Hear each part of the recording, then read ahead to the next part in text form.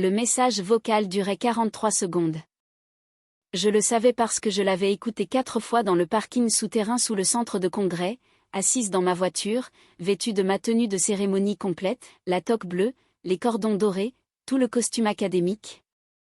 Tandis que l'écran de mon téléphone se couvrait de buée à cause de mon souffle dans le froid de novembre. La voix de ma mère était joyeuse. Pas du tout gênée. Joyeuse. Salut, ma chérie. Nous sommes juste en train de nous mettre à table. Ta tante a fait tout le chemin depuis Lyon et tu sais comment elle devient si on bouscule la réservation. On regardera l'enregistrement plus tard ce soir. Je promets. Ton père te souhaite félicitations. Je t'embrasse. C'était tout. Pas de bruit de fond d'autoroute. Pas de bruit de quelqu'un qui se dépêche d'arriver en retard. Juste l'ambiance d'un restaurant, le cliquetis des couverts, et une femme qui avait confondu un lien de diffusion en direct avec le fait de se présenter en personne. J'étais à 40 minutes de recevoir ma toque de docteur en biochimie nutritionnelle. 8 ans de travail, 2 publications, une bourse qui avait payé mon loyer pendant 3 ans pendant que je cartographiais les voies des maladies métaboliques dans les départements ruraux à faible revenu. Ma mère était au Carmine Steakhouse pour célébrer la promotion de ma jeune sœur au poste de directrice des ventes régionales dans une société pharmaceutique. J'avais appris cela grâce au groupe de discussion familiale où ma tante avait posté une photo du menu des desserts avec 3 émojis de feu. La procession académique était sur le point de commencer. Je suis sortie de la voiture. Laisse-moi te poser une question avant d'aller plus loin. Es-tu déjà arrivé quelque part d'important pour te rendre compte, en plein milieu de ton arrivée, que tu avais été la seule à comprendre que c'était important? Ce goût particulier d'être seule, je m'y baignais depuis des années avant ce parking. Il a juste fallu un message vocal pour enfin le goûter clairement. J'ai grandi dans une maison où la réussite fonctionnait sur une échelle glissante calibrée entièrement sur ma sœur, Dana. Dana était magnétique, comme certaines personnes le sont, tout simplement. Rire sonore, assurance facile, le genre de personne qui entre dans une pièce et la fait se réorganiser autour d'elle. Nos parents ne la préféraient pas consciemment. Je le crois maintenant. Mais la préférence inconsciente a des conséquences qui semblent identiques à celles de la préférence consciente. Le B+ de Dana était un triomphe. Mon A- suscitait un « Tu as l'air fatiguée ces derniers temps, Margot. Tout va bien ?» L'offre d'emploi de niveau débutant de Dana était un dîner au Carmines. Ma bourse universitaire complète a été accueillie par « Tu voudras manger quelque chose avant ton service au centre de tutorat ?» Au moment où je me tenais dans la file de procession à l'université de Toulouse, ajustant ma toque pendant que les parents d'étrangers prenaient des photos autour de moi, j'avais accumulé une décennie de ces petits réajustements. Ceux où l'on baisse silencieusement ses propres attentes pour que l'écart entre ce que l'on espérait et ce qui est arrivé ne vous fasse pas exploser. Une femme à côté de moi dans la file, plus âgée, une seconde carrière, rayonnant de la chaleur particulière de quelqu'un qui s'était battu dur pour être là, m'a remarqué debout sans personne pour s'occuper de mon col ou redresser ma tenue. « Ta famille est déjà à l'intérieur ?» a-t-elle demandé. « Ils n'ont pas pu venir » ai-je dit. Elle a touché mon bras brièvement. Alors, on va s'encourager l'une l'autre encore plus fort. Son nom a été appelé avant le mien. J'ai applaudi bruyamment. Quand ils ont appelé le mien, Margot Aldrin, docteur en philosophie en biochimie nutritionnelle et système de santé publique, elle a applaudi en retour depuis l'autre côté de l'auditorium et j'ai traversé cette scène au son d'une inconnue qui tenait sa promesse. La réception qui a suivi avait lieu dans une verrière donnant sur les collines. Je me tenais à une table haute avec un verre de vin blanc médiocre et regardais les familles se regrouper et j'ai pensé, j'ai passé 31 ans à essayer de gagner une place au premier rang dans ma propre vie. J'ai sorti mon téléphone et j'ai ouvert le groupe de discussion. Les photos de la promotion de Dana étaient toujours en haut. En dessous, mon message plus tôt, cérémonie à 2h. Section D, rangée 12 à 20. Aucune réponse. Même pas un pouce levé de la part de mon père. J'ai fait défiler tout ça et j'ai ouvert mon email. Il y avait un message du docteur Philippe Moreau de l'Institut Méridien pour la recherche sur les systèmes alimentaires à Bordeaux. Elle me recrutait depuis 8 mois. Le poste était celui de chercheur principal sur une étude financée par le gouvernement examinant les vulnérabilités de contamination de la chaîne d'approvisionnement dans les réseaux de distribution alimentaire à grande échelle. Essentiellement, utiliser la modélisation de données pour trouver les endroits où le système alimentaire était le plus susceptible de rendre les gens malades avant que cela ne se produise. C'était professionnellement exactement ce que ma thèse cherchait à accomplir. J'hésitais parce que Bordeaux signifiait quitter Lyon. Quitter la ville où vivaient mes parents, quitter la possibilité ambiante qu'un jour la situation avec ma famille s'améliore discrètement. J'ai répondu au docteur Moreau ce soir-là depuis mon appartement, toujours dans ma robe de remise de diplôme, mangeant de la soupe des restes. J'ai accepté le poste. Je lui ai dit que je pouvais commencer dans 6 semaines. Puis j'ai fait quelque chose que je préparais dans le secret de mon esprit depuis 2 ans. J'ai légalement changé mon nom de famille, non pas pour blesser qui que ce soit, non pas comme une déclaration de guerre.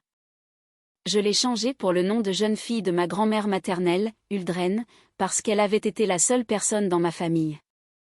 Elle était morte quand j'avais 19 ans et m'avait laissé sa bibliothèque et une note manuscrite qui disait « Tu vas être extraordinaire. Ne laisse personne te convaincre d'être moins que cela. » Margot Huldren me semblait honorer quelque chose de réel.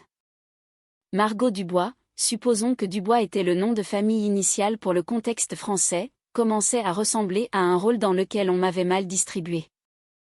J'ai informé mes parents dans un bref email, clinique, assez chaleureux pour être convenable, assez court pour être honnête. J'ai expliqué le changement de nom, le nouveau poste, le déménagement à Bordeaux. J'ai dit que j'avais besoin d'une certaine distance pour réfléchir clairement à nos relations. J'ai dit que j'espérais que nous pourrions avoir de vraies conversations un jour. Ma mère a répondu au bout de 3 jours. Elle a dit que Bordeaux était loin. Elle a dit que Dana traversait un trimestre difficile au travail et qu'elle aurait vraiment besoin de mon soutien. Elle a dit espérer que je ne faisais pas cela à cause de la remise des diplômes, car ils avaient regardé le direct et cela ressemblait à une cérémonie merveilleuse. La réponse de mon père fut une seule phrase, « Tu fais toujours toute une histoire pour rien. » Dana n'a pas répondu du tout.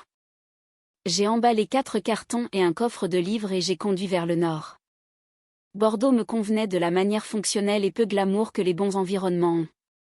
L'Institut Méridian était un entrepôt converti près du front de mer, avec un personnel qui s'enthousiasmait visiblement pour la modélisation de la contamination et l'analyse des lacunes réglementaires.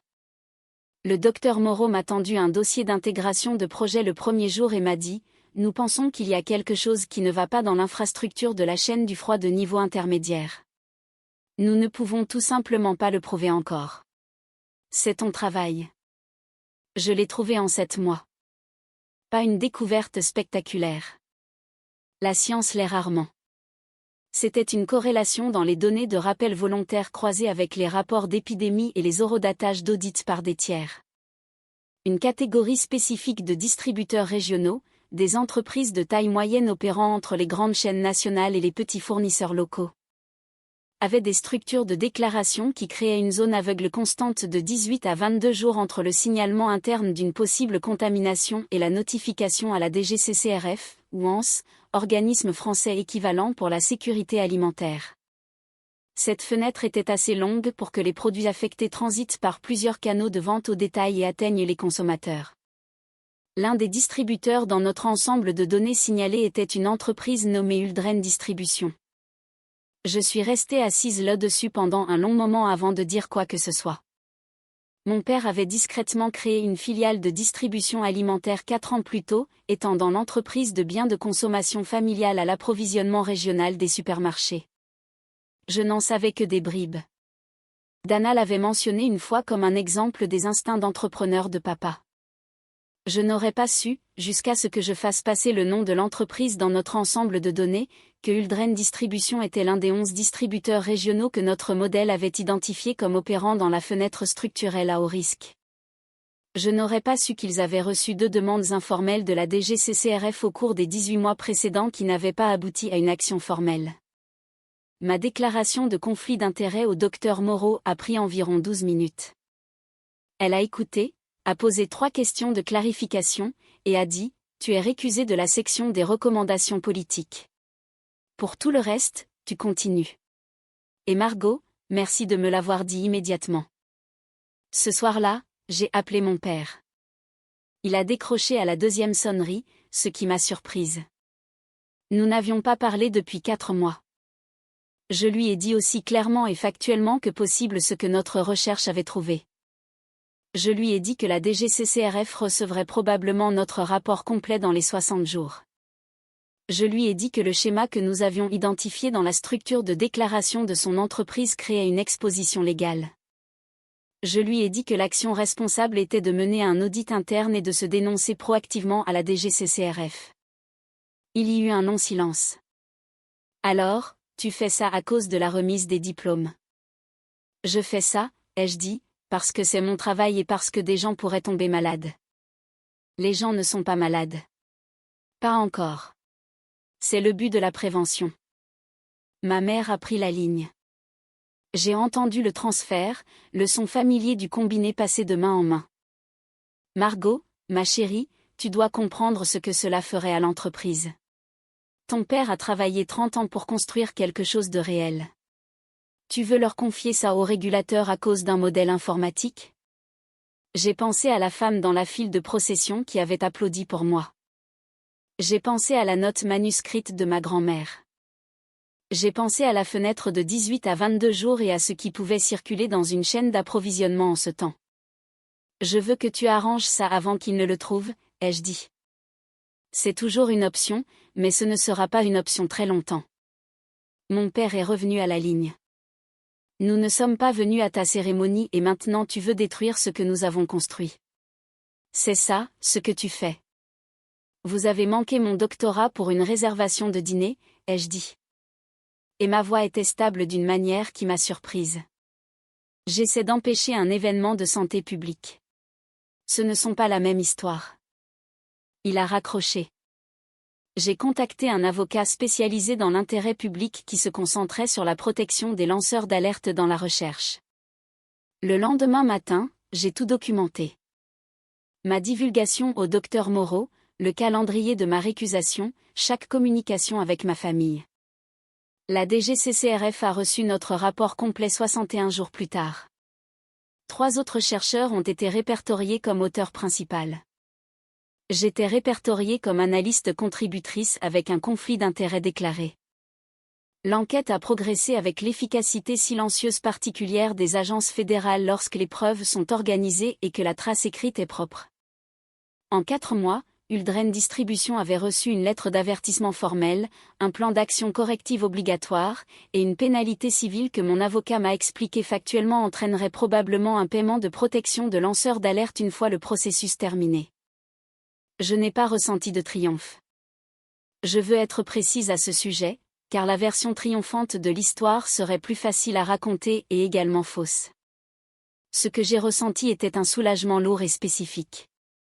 Le genre qui vient non pas de la victoire, mais du travail épuisant d'être cohérente.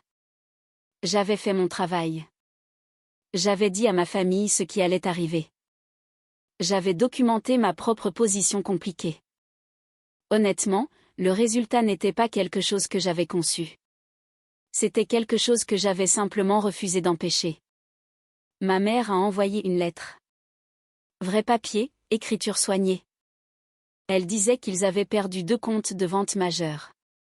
Elle disait que mon père rencontrait des avocats chaque semaine. Elle disait que Dana était très contrariée et sentait que j'avais trahi la famille. Vers la fin, en lettres plus petites que le reste, elle disait « Je pense parfois à ta remise de diplôme. Je ne sais pas si nous avions compris ce que cela représentait pour toi. » J'ai lu cette phrase de nombreuses fois. J'ai remarqué ce que c'était et ce que ce n'était pas. C'était une reconnaissance. Ce n'était pas des excuses. C'était la chose la plus proche de l'honnêteté que ma mère m'avait offerte depuis des années. Et elle n'est arrivée qu'après que la conséquence ait rendu l'honnêteté abordable. J'ai répondu. J'ai dit que j'étais désolée pour la difficulté qu'ils rencontraient. J'ai dit que j'avais essayé de leur donner la chance de l'éviter. J'ai dit que j'étais ouverte à des conversations honnêtes, pas à des performances de résolution. J'ai signé avec mon nom légal complet choisi, et je voulais dire les 2 parties d'égales importance. La prime de lanceur d'alerte, lorsqu'elle est arrivée, était suffisamment importante pour que je cligne des yeux devant le chiffre pendant un long moment avant d'accepter qu'elle m'était adressée. J'ai mis une partie de cette somme pour un acompte sur une petite maison à Bordeaux avec un jardin que je ne sais pas entièrement cultiver pour l'instant.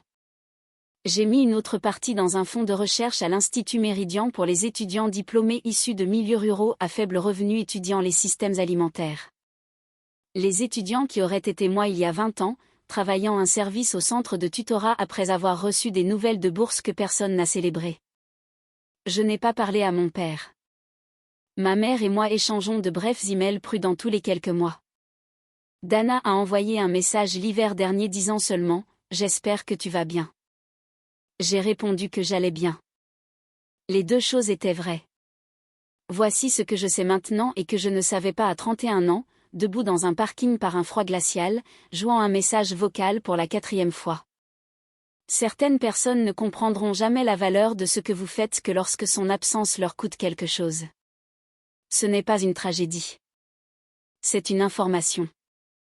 Et l'information entre de bonnes mains n'est pas une arme. C'est juste de la clarté.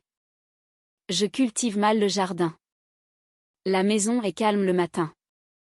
Je prépare du café et je regarde la brume se lever des collines et je pense, c'est ce que j'essayais d'atteindre toutes ces années à être la seconde histoire dans la maison de quelqu'un d'autre. Alors, je vous laisse avec ceci. Si les gens de votre vie ont confondu votre fiabilité avec leurs droits acquis, votre compétence avec leur commodité, à quel moment rester fidèle à eux devient-il une infidélité envers vous-même? Et quand vous répondez enfin honnêtement à cette question, que pensez-vous faire avec le